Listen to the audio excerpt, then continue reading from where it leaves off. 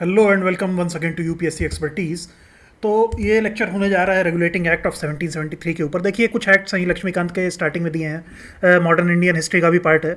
और समझ में आता नहीं है कि यार क्यों पढ़ना है, क्या पढ़ना है, कैसे पढ़ना है। ठीक है, तो बस इस पे एक बार देख लेंगे और समझाऊंगा ये एक्ट, मतलब कि समझ में क्यों नहीं आता। सब पढ़ के जाते हैं, बहुत ड्रेडेड मोस्ट फियर टॉपिक होता है ये यूपीएससी का।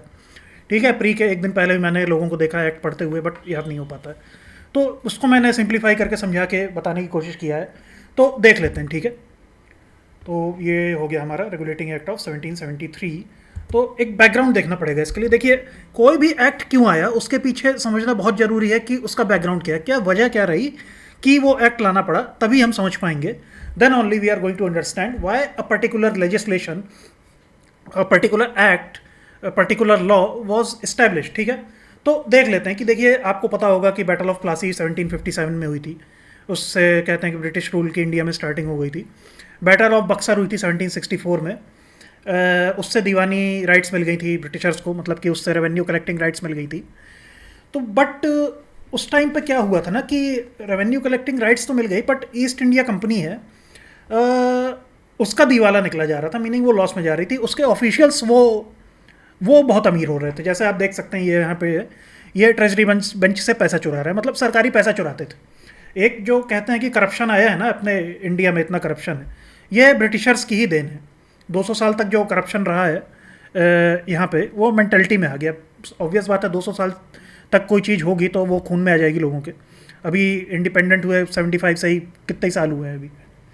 तो ये चीज़ समझने की ज़रूरत है। ठीक है, फाइनेंशियल स्ट्रेंथ बहुत ज़्यादा हो गए थे 1770s में, जब ये एक्ट आने के पहले। ठीक है ना, और ईस्ट इंडिया कंपनी को लग रहा था, ईस्ट इंडिया कंपनी देखिए कंपनी ही थी वहाँ की, सरकारी कंपनी, कोई भी पीएसयू मान लीजिए, जैसे इंडियन ऑयल है, कोल इंडिया है ना, सरकारी कंपनी थी वहाँ पे इंग्लैंड में। ठीक है, शेयर्स उसके बिके हुए थे पूरे, मतलब शेयर शेयर शेयर बेसिस पे उसका प्रॉफिट डिस्ट्रीब्यूट होता है, जैसे किसी भी कंपनी का होता है आज की डेट पे।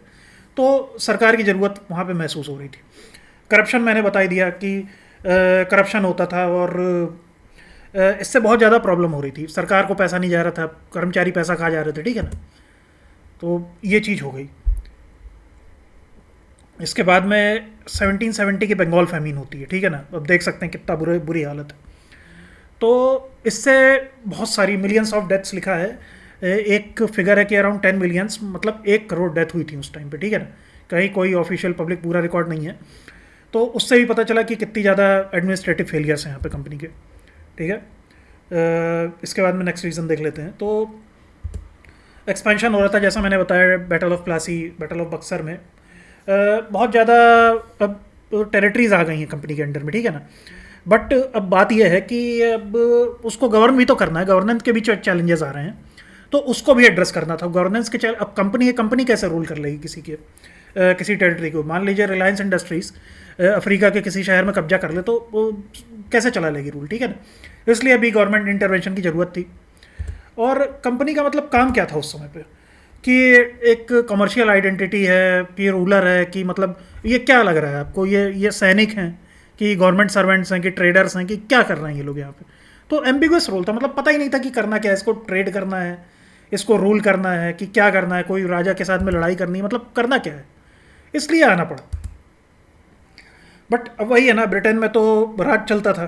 ठीक है ना, राजा का जो क्राउन था वहाँ पे। ठीक है, तो अब ये बात हो गई कि अब जैसे ज़मीन आ जाए, मान लीजिए इंडिया की कोई कंपनी जाए, उसमें अफ्रीका जाके वहाँ पे कोई ज़मीन उसके अंडर में आ जाए, कोई छोटा सा, मान लीजिए नाइजीरिया का कोई एक पार्ट उसके अंडर में आ जाए, तो यार वो थोड़ी ना, फिर तो भारत सरकार ये चाहेगी कि मेरा कंट्रोल हो जाए इसके ऊपर। ठीक है, तो देखिए एक एक करके चल रहा है, ये अफ्रीका को क्रश कर रहा है, ये पीछे अफगानिस्तान का भी एक घूम रहा है। ठीक है, तो ये वजह थी।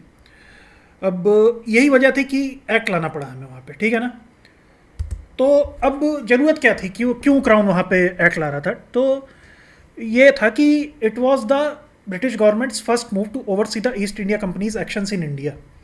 अब कंपनी इंडिया में क्या कर रही है, सरकार कैसे करेगी, तो रूल बना के करेगी। ठीक है ना, इसलिए लाया गया। It officially acknowledge the company's role in governing and making decisions for India. अब ये बोल दिया कि ठीक है, कंपनी का सत्ता, कंपनी का रूल इस्टेब्लिश हो गया इंडिया के ऊपर, अब कंपनी डिसीजंस लेगी, रूल करेगी। ठीक है, it started the process of setting up a main governing system in India, ठीक है। गवर्निंग सिस्टम कैसे आएगा, आज गवर्नेंस कैसे होती, कुछ रूल्स के बेसिस पे, कुछ लॉस के बेसिस पे, तो ये भी उसी तरह से करने का था, ठीक है।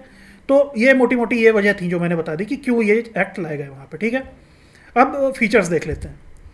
तो इसने क्या किया कि गवर्नर जनरल ऑफ बंगाल था जो, ठीक है ना, उसको गवर्नर ऑफ बंगाल था जो, गवर्नर बोलते थे, गवर्नर जनरल नहीं बोलते थे। तो इस एक्ट ने क्या किया कि इसको गवर्नर जनरल बोलेंगे, ठीक है ना। ये बैठे हुए हैं कि देखिए क्या शान से, वॉरेन हास्टिंग्स जी हैं, ये पहले गवर्नर जनरल ऑफ बंगाल थे, ठीक है ना। गवर्नर ऑफ बंगाल को गवर्नर जनरल ऑफ बंगाल बोल दिया, ठीक है। और 4 लोगों की एक काउंसिल अपॉइंट कर दी कि 4 लोग भाई इसको असिस्ट करेंगे गवर्नर जनरल को, ठीक है ना। ये पहला प्रोविजन था इस एक्ट का, सबसे इंपॉर्टेंट। देखिए ये बहुत इंपॉर्टेंट है, किसी भी एग्जाम को आप देने जाएंगे एक्ट छोड़ के आप नहीं जा सकते, ठीक है। एक एक एक्ट करके सारे लेक्चर्स बनाऊंगा मैं।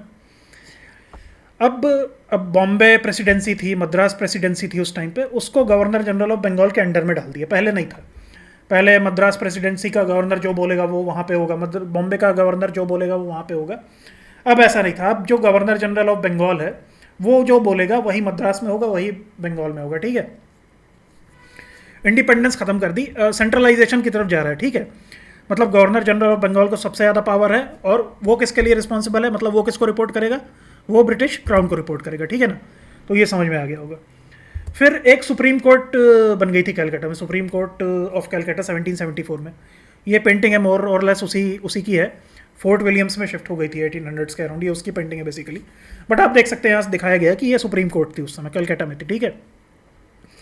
तो उसमें एक चीफ जस्टिस था और 3 अदर जजेस थे, my friend, please note down this. यही पूछ लेता है कि 4 चीफ जस्टिस थे कि 3 थे कि कितने जज थे, क्या थे, तो ये ध्यान में रखना पड़ता है थोड़ा सा, ठीक है ना। तो सर एलिजा इम्पी नाम था जो पहले चीफ जस्टिस थे Calcutta high court, Calcutta supreme court of 1774 के, ठीक है। एलिजा इम्पी, ये भी क्वेश्चन पूछा गया यूपीपीसीएस में, ठीक है। तो ये चीज़ हो गई, ये सुप्रीम कोर्ट के बारे में बता दिया, ठीक है, पहला सुप्रीम कोर्ट। अब घूस सब खाते थे, बहुत करप्ट थे, सब ब्राइब लेते थे। तो वही चीज़ है, prohibited the servants of the company from engaging in any private trade और एक्सेप्टिंग प्रेजेंट्स और ब्राइब्स फ्रॉम द नेटिव्स, ठीक है ना। तो अब ये देखिए, अब यही ब्राइब कल्चर है, तो इसमें बैन लगाया कि भाई पकड़े गए तो इलीगल है ये अगर, ठीक है। वही चीज़ देखिए, ब्राइब वाइब ले रहे हैं ये लोग, पकड़ के एक्सॉर्ट कर रहे हैं पैसे। तो ये चीज़ हटाने की कोशिश की गई थी उस एक्ट के माध्यम से, करप्शन हटाने की।